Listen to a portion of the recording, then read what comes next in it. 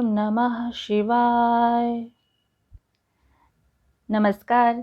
धार्मिक कथा सागर में आप सभी का स्वागत है। तो आज की कथा हम आपको सुनाने जा रहे हैं सोमवार व्रत की कथा। सोमवार के व्रत को लेकर मान्यता है कि इस व्रत को करने से भगवान शिव जी अपने भक्तों की मनोकामना जल्दी पूरी करते हैं। सोमवार का दिन भगवान शिव जी को समर्पित है, इसलिए इस दिन भगवान शिव की पूजा और व्रत करने का महत्व और ज़्यादा बढ़ जाता है। यदि आप सोमवार का व्रत करते हैं तो आपको सोमवार व्रत कथा पढ़ना अति आवश्यक है, क्योंकि इसके बिना आपका व्रत अधूरा माना जाता है। ऐसा भी कहा जाता है कि देवों के देव महादेव बहुत ही भोले हैं, इसलिए उनका एक नाम भोलेनाथ भी है। पौराणिक मान्यता के अनुसार भगवान भोलेनाथ को प्रसन्न करने के लिए किसी भी तरह की खास विशेष पूजन की आवश्यकता नहीं होती, क्योंकि कहा जाता है कि वह तो भोले हैं और भक्त की मन से की गई क्षणिक मात्र भी भक्ति से ही वह प्रसन्न हो जाते हैं। तो चलिए प्रारंभ करते हैं इस सोमवार व्रत की कथा को, लेकिन उससे पहले आप सबसे एक छोटी सी अनुरोध है कि इस कथा को पूरा अवश्य सुनिएगा और इस धार्मिक कथा चैनल को सब्सक्राइब करना भी बिल्कुल ना भूलें। तो चलिए प्रारंभ करते हैं इस कथा को। एक बार किसी एक नगर में एक साहूकार था। उसके घर में धन की कमी नहीं थी, लेकिन उसकी कोई संतान ना होने के कारण वह बहुत दुखी था। संतान प्राप्ति के लिए वह हर सोमवार को व्रत रखता था और पूरी श्रद्धा के साथ शिव जी के मंदिर जाकर भगवान शिव जी और माता पार्वती की पूजा करता था। उसकी भक्ति देख माँ पार्वती प्रसन्न होकर भगवान शिव जी से साहूकार की मनोकामना पूर्ण करने का निवेदन किया। पार्वती जी के आग्रह पर भगवान शिव जी ने कहा कि इस संसार में हर प्राणी को उसके कर्मों का फल मिलता है और जिसके भाग्य में जो हो उसे भोगना ही पड़ता है। लेकिन पार्वती जी साहूकार की भक्ति देखकर उसकी मनोकामना पूर्ण करने की इच्छा व्यक्त की।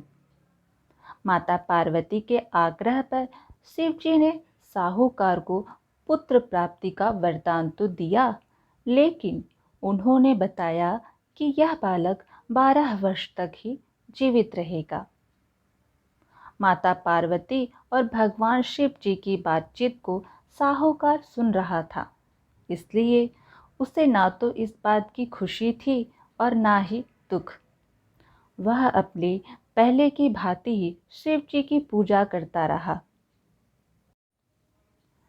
कुछ समय के बाद साहूकार की पत्नी ने एक पुत्र को जन्म दिया।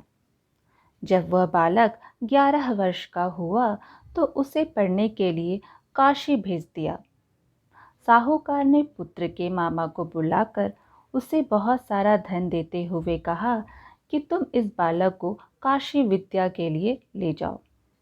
तुम लोग रास्ते में यज्ञ कराते जाना। दोनों मामा भांजे इसी तरह यज्ञ कराते और ब्राह्मणों को दान दक्षिणा देते हुए काशी नगरी निकल पड़े। इस रात एक नगर पड़ा जहां नगर के राजा की कन्या का विवाह होने वाला था, लेकिन जिस राजकुमार से उसका विवाह होने वाला था वह एक आंख से काना था। राजकुमार के पिता ने अपने पुत्र के काना होने की बात को छुपाने के लिए एक चाल सोची। साहूकार के पुत्र को देखकर उसके मन में विचार आया। उसने सोचा, क्यों ना उस लड़के को दूल्हा बनाकर राजकुमारी से विवाह करा दूं। विवाह के बाद इसको धन देकर विदा कर दूंगा और राजकुमारी को अपने नगर ले जाऊंगा। लड़के को दूल्हे के वस्त्र पहनाकर राजकुमारी से विवाह करा दिया गया। साहूकार का पुत्र ईमानदार था, उसे यह बात सही नहीं लगी, इसलिए उसने अवसर पाकर राजकुमारी की चुन्नी पर लिखा कि तुम्हारा विवाह तो मेरे साथ हुआ है, लेकिन जिस राजकुमार के संग तुम्हें भेजा जाएगा वह एक आंख से काना है। मैं तो काशी पढ़ने जा रहा हूँ। जब राजकुमारी ने चुन्नी पर लिखी बातें पढ़ी तो उसने अपने माता पिता को यह बात बताई। राजा ने अपनी पुत्री को विदा नहीं किया, फिर बारात वापस चली गई। दूसरी ओर साहूकार का लड़का और उसका मामा काशी पहुँचे और वहाँ जाकर उन्होंने यज्ञ किया। जिस दिन लड़का 12 साल का हुआ उस दिन भी यज्ञ का आयोजन था। लड़के ने अपने मामा से कहा, मेरी तबीयत कुछ ठीक नहीं है। मामा ने कहा कि तुम अंदर जाकर आराम कर लो। शिव जी के वरदानुसार कुछ ही देर में उस बालक के प्राण निकल गए। मृत भांजे को देखकर उसके मामा ने विलाप करना शुरू किया। संयोगवश उसी समय शिव जी और माता पार्वती जी उधर से ही जा रहे थे। पार्वती माता ने भोलेनाथ से कहा, स्वामी, मुझे इसके रोने का स्वर सहन नहीं हो रहा। आप इस व्यक्ति के कष्ट को अवश्य दूर करें। जब शिवजी मृत बालक के समीप गए तो वह बोले कि यह उसी साहूकार का पुत्र है जिसे मैंने 12 वर्ष की आयु का वरदान दिया था।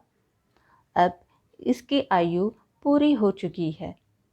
लेकिन मातृभाव से विभोर माता पार्वती ने कहा कि हे महादेव, आप इस बालक को और आयु देने की कृपा करें, अन्यथा इसके वियोग से इसके माता पिता भी तड़प तड़प कर मर जाएंगे। माता पार्वती की पुनः आग्रह पर भगवान शिव जी उस बालक को जीवित होने का वरदान दिया। शिव जी की कृपा से वह बालक जीवित हो गया। शिक्षा पूरी करके वह बालक मामा के साथ अपने नगर की ओर वापस चल दिया। दोनों चलते हुए उसी नगर में जा पहुँचे जहाँ उसका विवाह हुआ था। उस नगर में भी उन्होंने यज्ञ का आयोजन किया। उस लड़के के ससुर ने उसे पहचान लिया और महल में ले जाकर उसकी खातिरदारी की और अपनी पुत्री को विदा किया। इधर साहूकार और उसकी पत्नी भूखे प्यासे रहकर अपने बेटे की प्रतीक्षा कर रहे थे। उन्होंने प्रण करके रखा था कि यदि उन्हें अपने बेटे की मृत्यु का समाचार मिला तो वह भी अपने प्राण को त्याग देंगे। परंतु अपने बेटे के जीवित होने का समाचार पाकर वह बहुत प्रसन्न हुए। उसी रात भगवान शिव जी ने साहूकार को स्वप्न में आकर कहा, हे श्रेष्ठी, मैंने तेरे सोमवार के व्रत करने से प्रसन्न होकर तेरे पुत्र की लंबी आयु प्रदान की है। इसी प्रकार जो कोई सोमवार व्रत करता है या कथा सुनता और पढ़ता है, उसके सभी दुख दूर होते हैं और सभी मनोकामनाएं पूर्ण होती है। तो आज की यह कथा यहीं समाप्त हुई। फिर मिलेंगे एक और धार्मिक कथा के साथ। तब तक हमारे इस धार्मिक कथा सागर के साथ जुड़े रहें। धन्यवाद।